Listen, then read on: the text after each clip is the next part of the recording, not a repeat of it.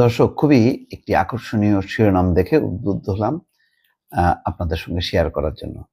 Time ম্যাগাজিনকে doctor Yunus, Trump ব্যবসায়ী, আমরাও একজন ব্যবসায়ী পার্টনার চাই। খুবই চমৎকার একটি কথা তিনি বলেছেন। রাজনীতি বোঝেন তিনি, ভাই এনজিও চালাইছেন, বিশ্ব নিয়ে চিন্তা করছেন, 3-0 নিয়ে তিনি আছেন। তিনি বাংলাদেশের রাজনীতি কি বোঝেন? কিন্তু গত 2 দিনে ডক্টর মোহাম্মদ ইউনূসের যেই সাক্ষাৎকারগুলো আন্তর্জাতিক গণমাধ্যমে দেওয়া হচ্ছে, এগুলো আসলে আপনার বোঝা উচিত যে আপনি, আমি, আমরা যা বুঝি তার থেকে তিনি হাজার গুণ বেশি ভালো রাজনীতি বোঝেন। আসসালামু আলাইকুম রহমতুল্লাহ। সবাই কেমন আছেন? আশা করি সবাই অনেক অনেক ভালো এবং সুস্থ আছেন। সবাইকে স্বাগতম জানাচ্ছি আমাদের আরেক নতুন ভিডিওতে। প্রতিদিনের মতো আমি আপনাদের সিরিয়াত ফারুকি আবারও চলে আসলাম নতুন একটা ভিডিও নিয়ে। আজকের ভিডিও টাইটেল এবং থাম্বনেল দেখে ইতিমধ্যেই বুঝতে পেরেছেন আজকে কি বিষয়টা নিয়ে কথা বলবো। আজকে যে বিষয়টা নিয়ে কথা বলবো খুবই গুরুত্বপূর্ণ একটা বিষয়। তো দর্শক, ইতিমধ্যে আপনারা সবাই ভিডিওর শুরুতেই কিছু অংশ দেখেছেন ভিডিওর। একটু পর আমরা ভিডিওর বাকি অংশগুলো দেখবো। তার আগে আপনাদের কাছে একটি অনুরোধ জানিয়ে রাখতে চাই, যারা আমাদের ফারুকি অনলাইন ইউটিউব চ্যানেলটিতে এখন আছেন, প্লিজ দরকার আমাদের চ্যানেল সাবস্ক্রাইব করে সাথে থাকবেন। আর বেশি কথা বাড়াচ্ছি না, আমরা ভিডিওর বাকি অংশগুলো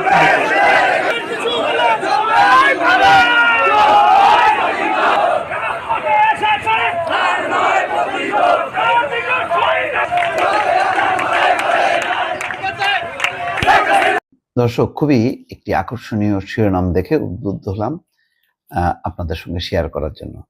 টাইম ম্যাগাজিনকে ডক্টর ইউনূস, ট্রাম্প ব্যবসায়ী, আমরাও একজন ব্যবসায়ী পার্টনার চাই।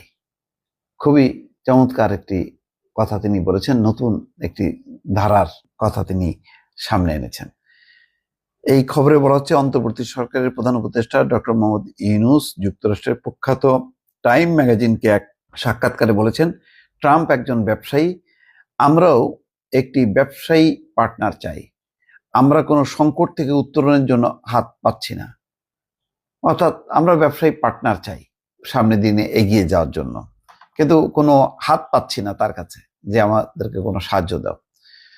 যুক্তরাষ্ট্রের নবনির্বাচিত প্রেসিডেন্ট ডোনাল্ড ট্রাম্প গত 31 অক্টোবর সামাজিক যোগাযোগ মাধ্যম এক্সের একটি পোস্টে বাংলাদেশের হিন্দু, খ্রিস্টান ও অন্যান্য সংখ্যালঘুদের বিরুদ্ধে সহিংসতার নিন্দা করেছিলেন। সেখানে বলা হয়, বাংলাদেশ এখন সম্পূর্ণ বিশৃঙ্খলার মধ্যে রয়েছে। টাইমের প্রতিবেদনে বলা হচ্ছে, ডক্টর ইউনূস এই ব্যাপারে আত্মবিশ্বাসী যে তিনি ডোনাল্ড ট্রাম্পের সঙ্গে এই নিয়ে কথা বলতে পারবেন। ডক্টর ইউনূস বলছেন, আওয়ামী লীগের যারা হত্যা নির্যাতনের জন্য দায়ী তাদের জবাবদিহিতার আওতায় আনা হবে। বিচারে অপরাধী প্রমাণিত না হলে তারা নির্বাচনে অংশগ্রহণের অধিকার পাবে। যারা অপরাধী নয় তারা নির্বাচনে অংশগ্রহণের জন্য অন্যদের মতোই স্বাধীন। তাদের বিরুদ্ধে রাজনীতির মাঠে লড়তে হবে, অর্থাৎ আওয়ামী লীগের বিরুদ্ধে রাজনীতির মাঠে লড়তে হবে।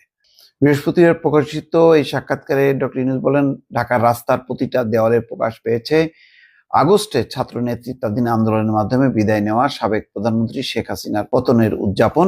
মাইলের পর মাইল দেয়াল জুড়ে আঁকা হয়েছে বিদায় এই শাসকের কার্টুন। যাই হোক, এখন প্রশ্নটা হলো যে ট্রাম্প প্রেসিডেন্ট হওয়ার পর কি ইউনূস সাহেব বিপদের মধ্যে পড়বে কিনা, বা অন্তর্বর্তী সরকার এই সরকারকে স্বীকৃতি দেবে না, এই সরকারকে অসাংবিধানিক বলা হবে, এমনকি অর্থনৈতিক স্যাংশন দেওয়া হবে, এমন কথাও আছে।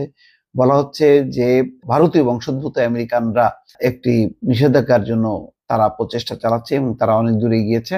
তারা বলেছে যে বাংলাদেশে যে সংখ্যালঘু নির্যাতন হয়েছে, যেটা ট্রাম্প বলেছে, সুতরাং ট্রাম্পের এই কথা বাস্তবায়ন করতে হবে। কিভাবে?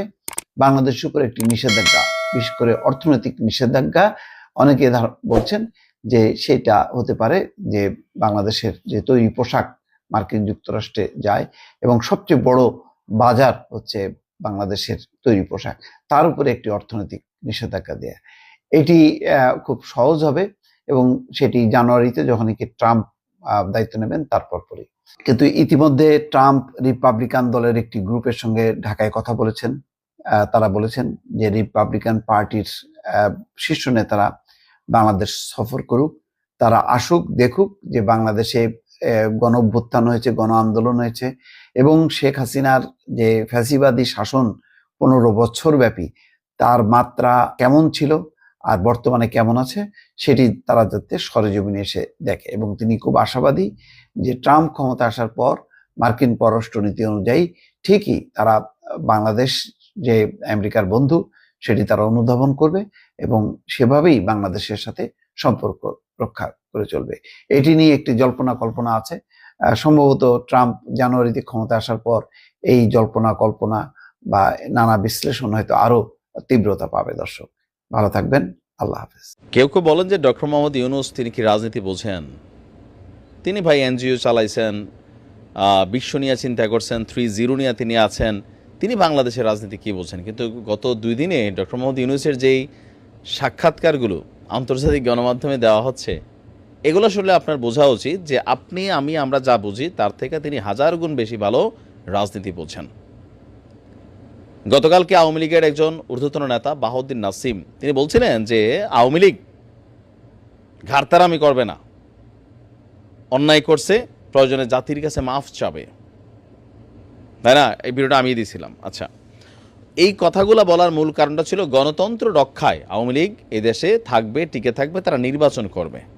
তো নির্বাচন ইস্যুতে আজকে ডক্টর মোহাম্মদ ইউনূস যেই কথাটা বলছেন এটার মধ্যে 2টা পেজ কি আছে। এটা শুধু ওনার কথা না, জাতীয় যে আইন আদালত আছে সেখান থেকেও বা সমন্বয়কদের কিন্তু একই বক্তব্য। এখন এই রুলস ফলো করলে নির্বাচনে আওয়ামী লীগ যাবে, কিন্তু পাশ করা ক্ষমতায় বিরোধী দল হিসেবে যাবে একজন লোক থাকবে না। বলে ভাই কেমনে থাকবে না? আসেন, অন্তর্বর্তী সরকারের প্রধান উপদেষ্টা ডক্টর মোহাম্মদ ইউনূস টাইম ম্যাগাজিনকে, আন্তর্জাতিক জার্নালগুলোতে তিনি কিন্তু এই বক্তব্যগুলো দিচ্ছেন, তার মানে তিনি এটা ফলো করবেন। তিনি বলছেন জুলাই আগস্টের গণঅভ্যুত্থানে নিহত এবং আহতদের নিয়ে কথা বলার পাশাপাশি তিনি বলছেন আওয়ামী লীগের নির্বাচনে ফেরা নিয়ে কথা। তিনি বলছেন আওয়ামী লীগ আসুক, অন্য 10 জনের মতন তাদের নির্বাচন করার সুযোগ আছে, এটা কোনো সমস্যা না। আগামী নির্বাচনে চাইলে আওয়ামী লীগের যে কোনো নেতাকর্মী তারা অংশগ্রহণ করতে পারে, এটা গণতান্ত্রিক অধিকার। ইউনূস সরকার বসছেই কেন? এই গণতান্ত্রিক একটা লেভেল ফিল্ড তৈরি করার জন্য, সংস্কার করার জন্য। তবে এখানে একটু জায়গা আবার গ্যাপ আসছিল, সেই গ্যাপটা তিনি ফিল আপ করেছেন। গ্যাপটা কোনটা? গ্যাপটা হচ্ছে তিনি বলছেন যে আওয়ামী লীগকে নির্বাচনে প্রতিদ্বন্দ্বিতা করার জন্য স্বাগত জানানো হবে, তবে তার আগে জুলাই আগস্টে ছাত্র আন্দোলনের হতাহতের ঘটনায় জড়িত আওয়ামী লীগ এবং তাদের সহযোগীদের প্রত্যেকের বিচার নিশ্চিত করা হবে। আচ্ছা, বিচারণত তো হইল, প্যাচটা এখানে না, প্যাচটা অন্য জায়গায়। বলা হচ্ছে যে তাদেরকে জবাবদিহিতার আওতায় আনা হবে। এইটাও প্যাচ না, এইটাও পজিটিভ। প্যাচটা হচ্ছে এর পরের লাইনে, প্যাচটা হচ্ছে এই অংশটাতে। বিচারে যদি অপরাধী প্রমাণিত না হয় তাহলে তারা নির্বাচনে অংশগ্রহণের অধিকার পাবে। আচ্ছা, এখন যদি আন্তর্জাতিক যে অপরাধ ট্রাইব্যুনাল তৈরি করেছে বাংলাদেশে, এই জুলাই আগস্ট ঘটনার বিচার যদি করা শুরু করে, কিছু আছে ভুয়া মামলা, কিন্তু যেই পরিমাণ মামলা ঘটনাগুলো ঘটছে, সেই ঘটনায় কোন এমপি কোন মন্ত্রী অপরাধী প্রমাণিত হবে না এই মুহূর্তে? আপনার কি মনে হয় আওয়ামী লীগের যদি কেউ একটা গাছের পাতা ছিঁড়ে তারও বিচার হবে আজকে? আইন এতটা শক্ত বিপরীত দলের বেলায় বাংলাদেশে চলে, তারপরে এখন তো সংস্কার চলছে। তো তিনি বলছেন যে বিচারে অপরাধী প্রমাণিত না হলে তারা নির্বাচনে অংশগ্রহণ করার অধিকার পাবে। যারা অপরাধী না তাদের নির্বাচনে অংশগ্রহণের জন্য তারা স্বাধীনতা আছে। আওয়ামী লীগের বিরুদ্ধে রাজনৈতিক ভিত্তিতে লড়াই করব আমরা, তিনি বলছেন আমরা সরকারের দায়িত্ব নিতে বলায় আমাকে শুরুতে আমি এড়ানোর চেষ্টা করেছিলাম, কিন্তু পরে বললাম ঠিক আছে, তোমরা তোমার বলছেন যে তোমার বন্ধুরাও জীবন দিয়েছে, তাই আমি আমার সেরাটা দেওয়ার চেষ্টা করব। এখন যে মাতুরে বেচালাম ওষুধ কিতা করি, আগে এমন দাম কমো কেউ কিনতো না, বিষয়টা এরকম হয়ে গেছে। আওয়ামী লীগকে নির্বাচনে চান্স দেওয়া হবে, তবে যারা অপরাধী তারা এখানে কেউ নির্বাচন করার সুযোগ পাবে না। তো এটা যদি হয়, এই মুহূর্তে বাংলাদেশ আওয়ামী লীগ কয়টা শূন্য নিয়ে ফেল করব বিভিন্ন জায়গায়। বাংলাদেশের প্রত্যেকটা জেলার, প্রত্যেকটা থানার, প্রত্যেকটা লোকাল এরিয়ার আওয়ামী লীগের নেতা কর্মী, এমপি, মন্ত্রী প্রত্যেকের নামে মামলা। ইভেন মামলাগুলো কোর্টে গেলে রাইট নাও প্রত্যেকেই অপরাধী হিসেবে প্রমাণিত হবে। সাজা হয়তো কারো বেশি হবে, কম হবে, এটা না। তো অপরাধী প্রমাণিত হলে যদি নির্বাচনে অংশগ্রহণ করতে না পারে, তাহলে তো আওয়ামী লীগের টেকনিক্যালি কীভাবে একটা সিস্টেমে আনা হচ্ছে আপনার মনে হচ্ছে না? নিরপরাধ আওয়ামী লীগ এদেশে কত পার্সেন্ট পাবেন? 5%। তো এই 5% কি এমপি হওয়ার যোগ্য, বিএনপিকে ডিফিট করার যোগ্য? এটা বিএনপির জন্য লাভবান হবে যে আওয়ামী লীগ নির্বাচনে আসছে, বাঘা বাঘা কেউ আসছে না। এবার এটা তাদের সমস্যা, তারা দল দিছে, নির্বাচনে আসছে, আমরা ভোট করে জিতছি, এখান থেকে তারা একটা পজিটিভ ভাব পাবে। তো দেখা যাক আসলে এখানে কি ঘটে। নানান ধরনের কথাবার্তা শোনা যাচ্ছে। ভালো থাকবেন। প্রিয় দর্শক, এই বিষয়টা নিয়ে আপনার মতামত জানতে চাই, কমেন্ট সেকশনে জানাতে ভুলবেন না। আমাদের চ্যানেলে নতুন থাকলে সাবস্ক্রাইব করে সাথে থাকবেন। এই বিষয়টা নিয়ে আপনার প্রতিক্রিয়া দ্রুত কমেন্টে জানাবেন। দেখা হবে না কোনো ভিডিওতে। ভালো থাকবেন, সুস্থ থাকবেন। আল্লাহ হাফেজ।